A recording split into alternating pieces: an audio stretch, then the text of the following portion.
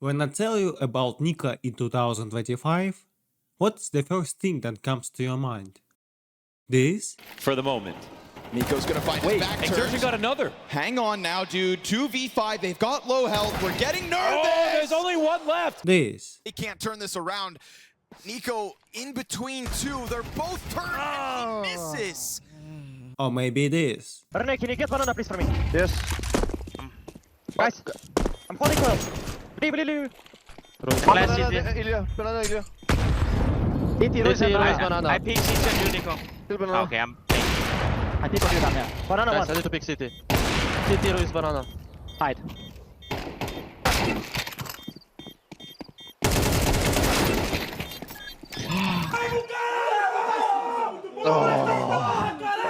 That was a hard one. Yeah. With full seriousness though, NiKo's season as a map control player was a mixed experience. So after he joined Falcons, due to his role clash with Tessus, he took the most or second most aggressive spots on T side. As for Counter-Strike fan, these changes are always interesting to watch. You are always thinking, can this player adapt? Was NiKo able to adapt? From the first glance, your answer might be yes. The stats were kinda the same. NiKo already got an MVP, unlike 2024, got some deep tournament finishes and almost was able to dethrone Vitality, not once, but twice. But when you are starting to look a bit closer, the things becoming a bit more unclear. First of all, I told you about the similarities of stats. The thing is, the tougher the opponents get, the more NiKo's stats are dropping off, which is a worrying sign. Secondary, yes, NiKo got an MVP in this year, but outside of one more EVP, he has nothing to show for.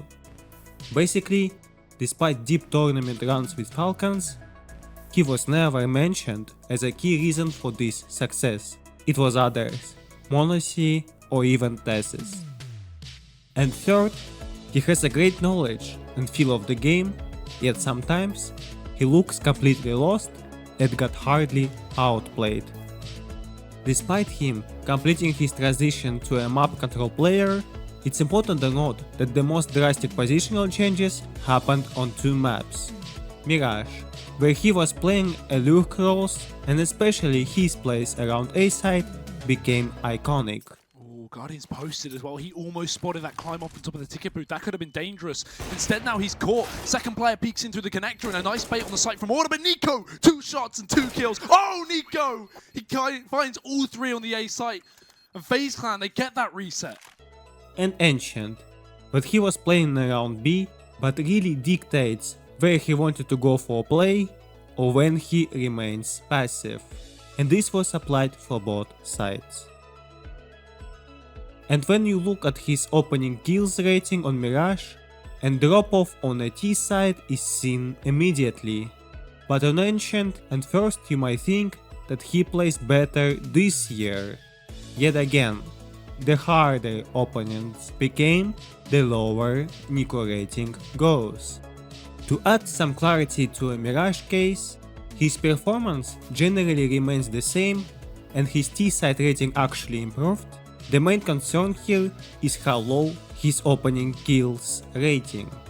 We all know when your pack has a hard day, it's really difficult to shine for the rest of the team, since they simply don't have enough space to work with. On Ancient, his numbers are also close. It falls behind just a bit. But again, the tougher the opponents, the bigger the dip in NiKo's performance.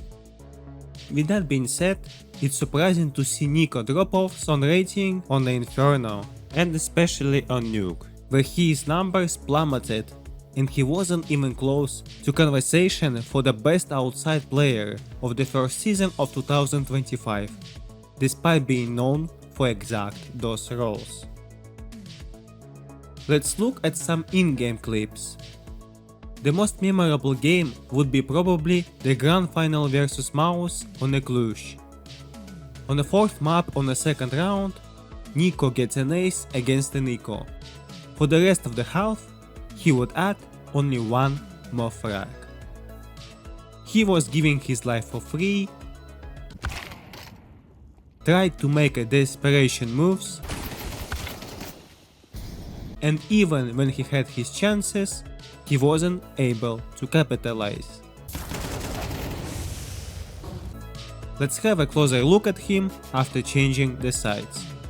It's 10-6 scoreline, Falcons are trying to come back, NiKo throws a default molotov to close wall to prevent anyone to get close, Mouse anticipated it and tried to run boost and failed, yet Jimmy still runs through Mola to delete NiKo and his teammate who had a false sense of security. On the next clip, NiKo got punished for spamming an angle where it's almost impossible to come on top as a T. And generally in this game, NiKo looks lost and unimpactful outside of a couple rounds. And when you're watching him caught off guard or outplayed, normally those things are happening with him pretty rare. Overall, NiKo was still impactful, yet he was no longer in the conversation of a top tier players across the first season of 2025, which is concerning.